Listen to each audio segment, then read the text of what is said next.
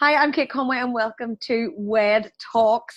We would love to have been out face to face chatting to everybody, and we did have a WedTalks event sort of penciled in for the end of March, which we had to cancel. But it's not just us who've had to cancel things. Loads of couples have had to cancel weddings, and we really feel for you. And we have Jean Barrett Quinn, who's a Humanist Celebrant, here to chat about it. Hiya, Jean. Hi, how are you? I'm good. I'm good. I'm trying to use lockdown very positively. But can you, first of all, for anybody who doesn't know what you do, explain what the Humanist Celebrant does? Sure, no problem. So, as a humanist wedding celebrant, I write and conduct legal, non-religious wedding ceremonies in Northern Ireland, celebrating the couple, celebrating their journey, and being as inclusive as possible with all of your wedding guests. Okay, so what kind of couples would come to you? Oh, every kind of couple. There's no typical couple. Every age, background, ethnicity, sexual orientation, everybody is welcome, and everybody is interested. I think the main couples that I would speak with are couples who really want a very, very special and meaningful day, starting with their wedding ceremony. They have a special story. They want to share their journey, and they want to start their married life on their terms. Okay, and obviously there's had to be a lot of ceremonies cancelled or postponed. Sorry, they're postponed. Yes. It's not Yeah. cancelled. Yeah. Yeah. Have you had a lot of cancellations yourself or postponements yourself? I've had almost 30 couples reschedule between now and the middle of August. But what I am delighted to be able to say is I have managed to reschedule every single one. So I will be still part of their wedding day, and that's something that really means an awful lot to me, because working with my couples, we just don't book and then I see them on the wedding day. And we've been working together for over a year and a half, through meetings, actual meetings. When you went to see people in person and you had a Yeah, week I off. remember. Remember that? Yeah. Yeah. So we've been meeting up. There's been hundreds of emails, phone calls, text messages. So over the last year and a half, I've gotten to know my couple so well. And so being able to reschedule and still being part of their wedding day means the absolute world to me. So. But it must be really hard for them. How are they handling the fact they've had to do that? Because there's so much work involved. But aside from that, there's so much of your heart and soul in your date and preparing for it. Yeah.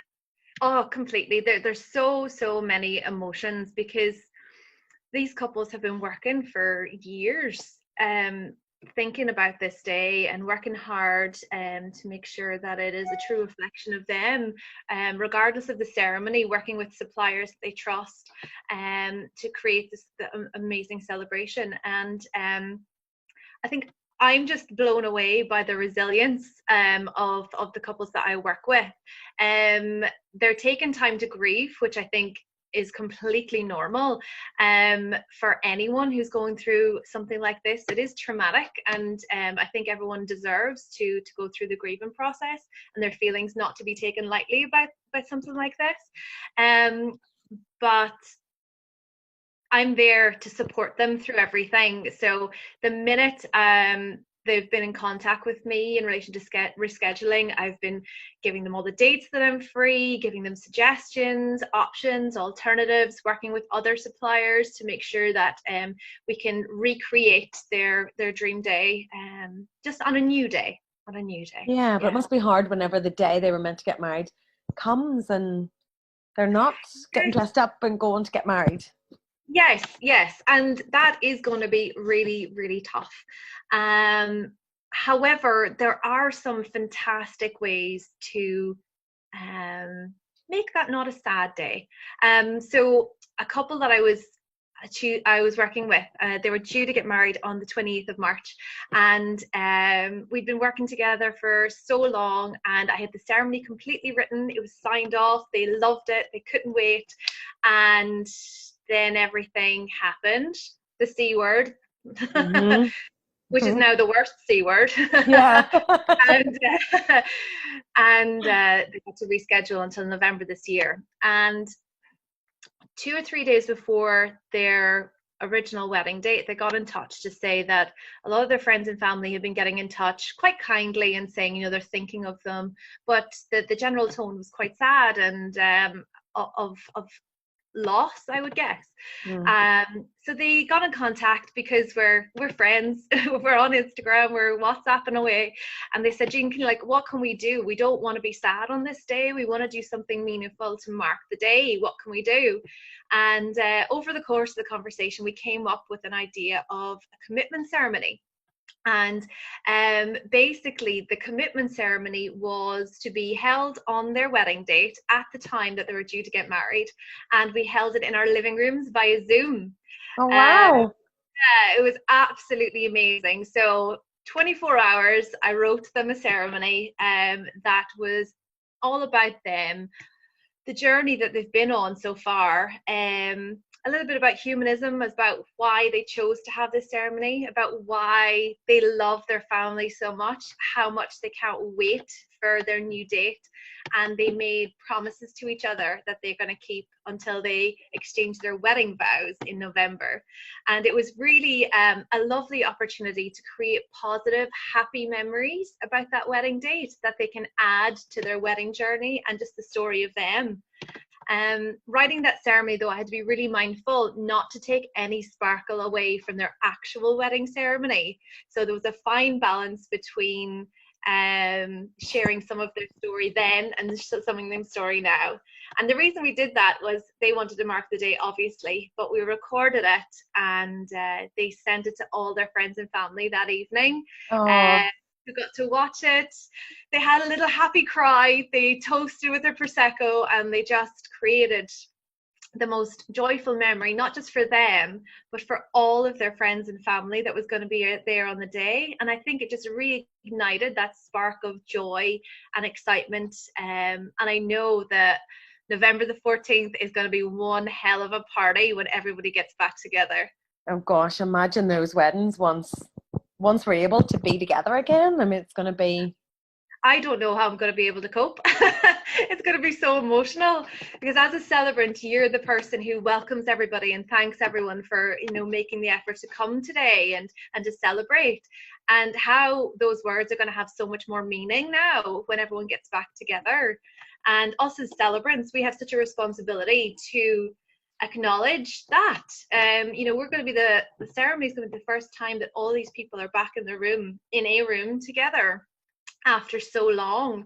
And by the end of that ceremony, you know, the roof's going to be blown off that place with joy and clapping and cheering, and it's just going to be fantastic. And I think that's something that couples should hold on to and look forward to, that however amazing their wedding was going to be, that joy and that celebration is going to be heightened 100%. Oh yeah, it's really going to amplify everything. But do you think that this time gives couples a chance to kind of look differently at their relationship? You know, because obviously everybody's had to like rethink so much to do with your life, so many things you took for granted. Oh yeah, so many things are taken for granted, and I think it's a really good opportunity to, I guess, revisit your values as a couple. Once you've kind of found your new normal about spending all of that time together, I think it's a really good opportunity to I guess think about your values. And sometimes it's until things are taken away from us that we realize what is really, really important. So what is important to you as a couple? What are your joint values? You know, family is obviously going to be a really big factor now, and whatever family looks like to you, you know, your related family, your friendship family, your work family, trust, loyalty, honesty, you know, all of these things are going to come to the surface once you have this kind of time to reflect and think. And I think once a couple identifies your values, it really helps identify what kind of a wedding day you want to have, what memories you want to create, what suppliers you want to work with. And in 10 years time, those are the memories that are going to stay with you. And they're the stories that you're going to be able to tell the grandkids in times to come. Yeah, I suppose you're right. It is about choosing to kind of, as difficult, as horrible as it is, choosing to make it part of your story and see the positive side of whatever positives there are within it. Yeah, and it is a really sad thing, and people are allowed to grieve. They are allowed to feel sad about it, but one thing that is not taken away from us is our choice, and we can choose how to react to things. We can choose how we want to move forward, and I think choosing to do something meaningful on your would-be wedding day is a really powerful way of taking back some control that has been taken away from you. So whether you go for a self-isolated, social distanced walk together with a little bottle of Prosecco and plastic glasses in your backpack, do that.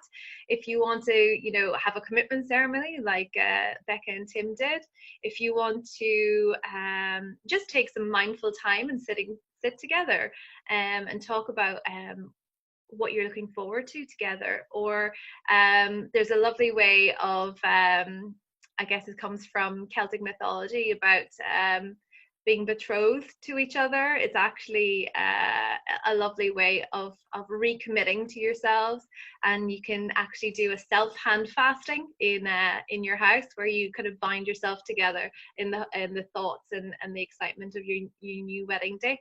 And also, if you have a garden at the back, or if you've got some space, plant something. It's a beautiful visual representation of the growth that you're both going through as well. So there's lots of ways to mark the day, whatever is meaningful and right for you. Choose. I always say choose joy. Choose joy. Well, that's a great note to end on. Thank you so much, Jean. So how would people get in touch with you if they want to chat to you about their wedding or being their celebrant? I'm on Instagram, JBQ Humanist Weddings. I'm on Facebook, my website, www.jeanbarrettquinn.com, and the humanist.org website. If you might find me on Belfast Live, that's the live commitment ceremony. The couple were really adamant that they wanted to share that with other couples as some inspiration, and that video is also on YouTube as well. So brilliant. Lots of ways. Thank you. Well, hopefully we will see you. Who knows, but hopefully it'll be soon anyway. Yes. Thanks so much, Jean. Online, spreading the joy. Jean Barrett Quinn. Thank you. Bye.